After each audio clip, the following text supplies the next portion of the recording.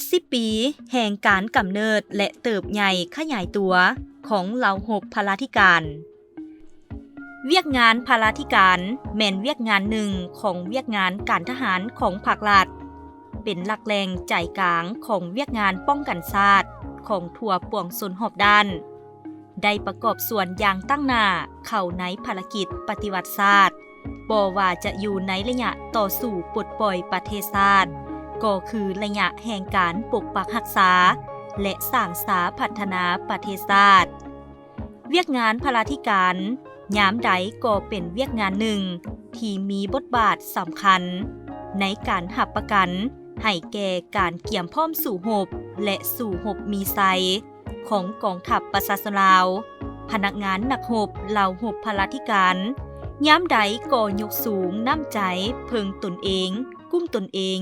และสร้างความเข้มแข็งด้วยตนเอง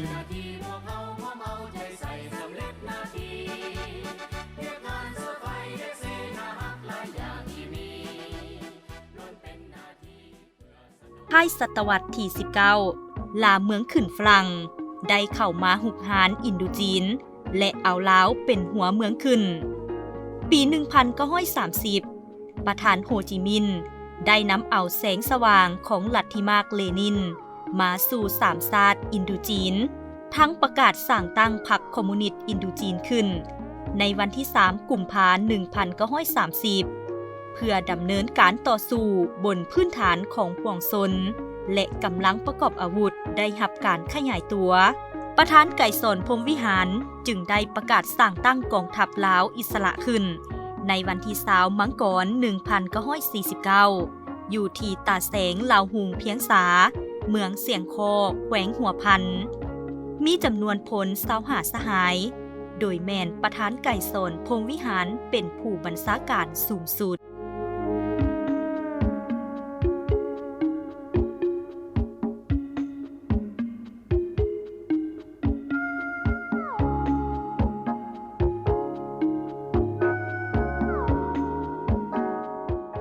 ไปเคียงคู่กับการเติบใหญ่ขยายตัวของการปฏิวัติเว้าเฉพาะแม่นกำลังประกอบอาวุธของกองทัพประชาชนลาวเวียกงานพลาธิการก็แม่นเวียกหนึ่งที่มีความสำคัญเพื่อรับประกันให้แก่การสู่รบกรมกองต่างๆส่วนหลายแม่นอิงใส่กำลังของตนเองและการช่วยหนุนเลี้ยงดูจากประชาชนบรรดาเผ่าเขตรากฐานที่มั่นอยู่ท้องถิ่นต่างๆโดยแมนพนักงานแก่นสารอยู่แต่ละบ้านเป็นผู้รับผิดชอบปลุกระดม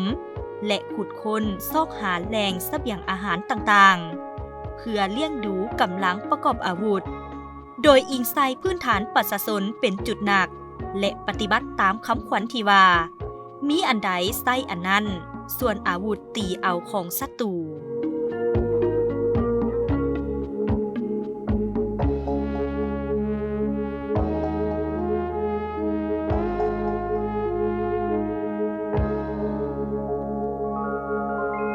การจัดตั้งพลาธิการเพื่อรับประกันให้กำลังแหงสู่รบและบั้นรบต่างๆแมนได้รับการช่วยเหลือจากเพื่อนเวียดนาม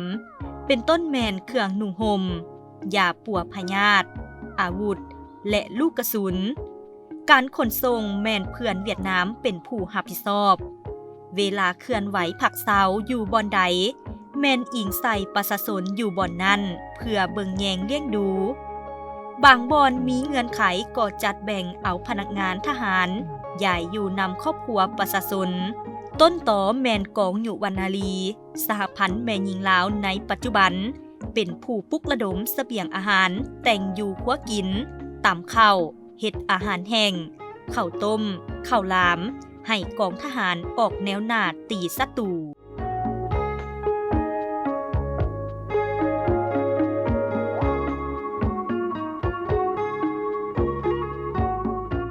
ในระยะเต้าโหม2แขวงกำลังประกอบอาวุธของพวกเฮานับมือเติบใหญ่ขยายตัวอย่างกว้างขวางมาในวันที่5สิงหาคม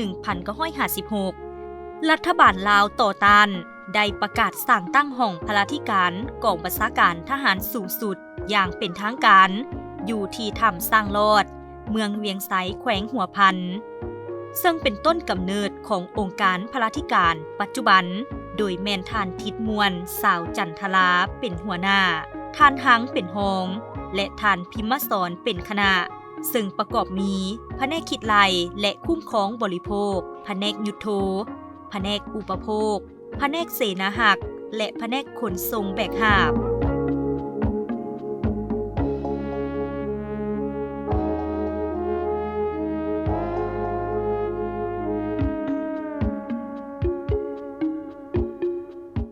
วันที่ 11 พฤษภาคม 1959 รัฐบาลผุยสนนิกรได้ออกคำสั่งปิดล้อมกองพันที่ 1 และกองพันที่ 2 ต่อหน้าสภาพการดังกล่าวคณะบัญชาได้ปลุกระดมให้อ้ายน้องแต่ละกลุ่มกอง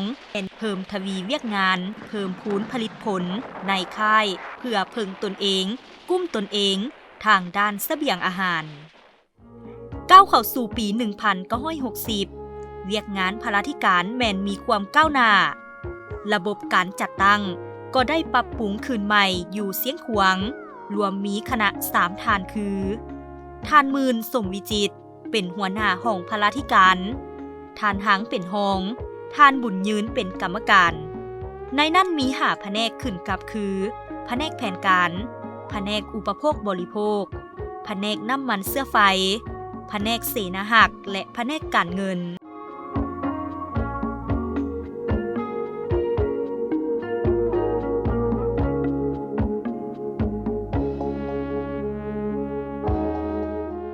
ในระยะปี 1961 หา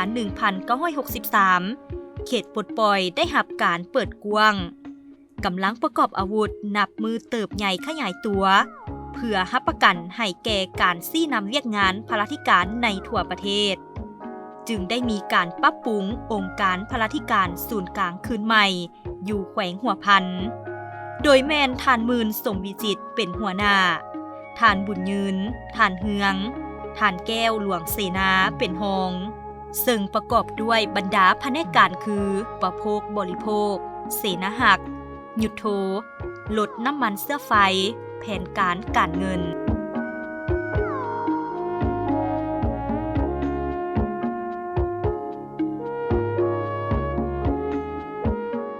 ภายหลังเลยครับแจ้งการจากกรมบัญชาการสูงสุดกองทัพประชาชนลาวแล้วก็ได้จัดตั้งเคลื่อนไหวปลุกระดมประชาชนค้นคว้าประชาชนประกอบส่วนเลี้ยงดูกองทัพ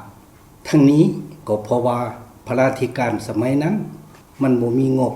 มันบ่มีสางมันอยู่กับประชาชนโดยตรงเมื่อประชาชนมีความตื่นตัวพวกข้าพเจ้าก็เคลื่อนไหวไปฮอดไสกินอยู่ไปฮอดและอยู่บนใดเดิมแต่เดือนนึงขึ้นไปก็แม่นได้เพิ่มพูนผลิตผล4 ปลูก4เลี้ยงขึ้นโลดเพื่อมีไว้เลี้ยงดูกรมกองของตนได้รับคำสั่งจากกรมบัญชาการสูงสุดให้กำลังพวกข้าพเจ้าเคลื่อนจากเขตลาวใต้ขึ้นเมื่อศูนย์กลางนับแต่ชายแดนกัมพูเชียลาว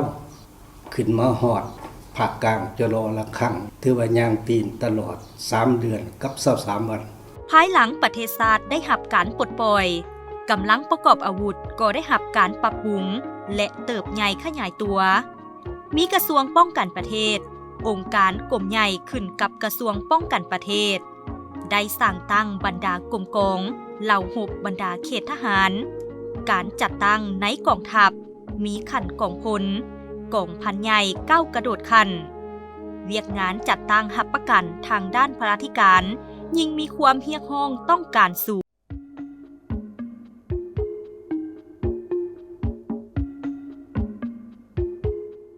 เดือนพฤศจิกายนปี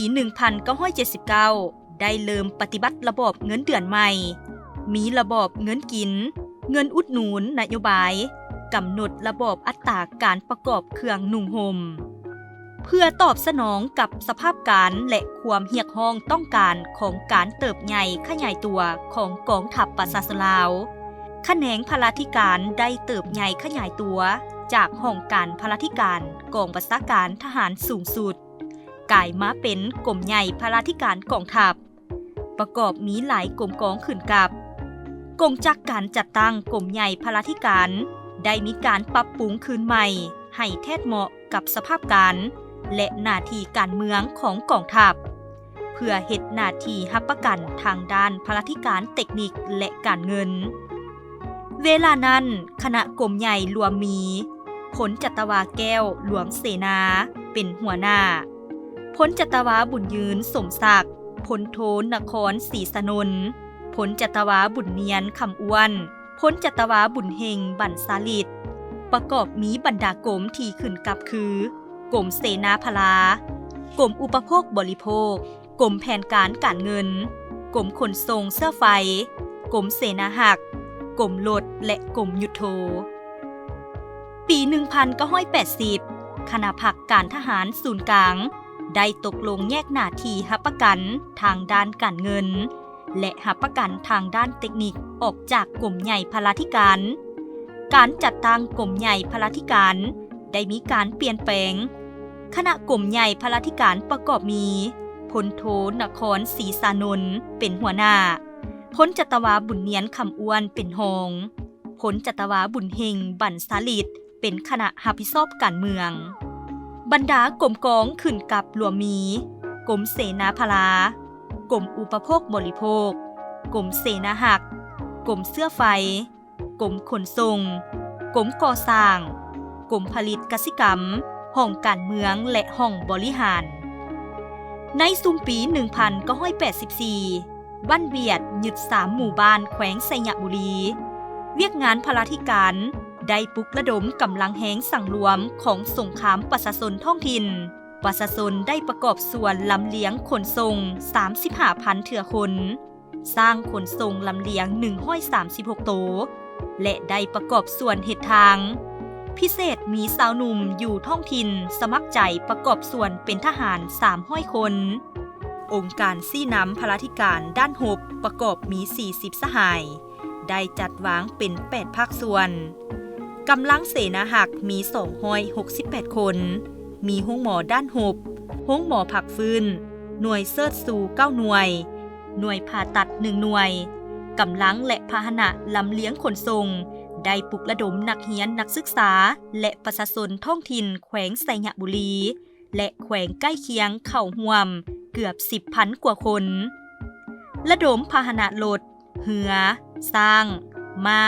เกวียนกำลังรถลำเลียงประกอบด้วยยนต์มี6มี8สามารถขนส่งได้ 74,276 ตน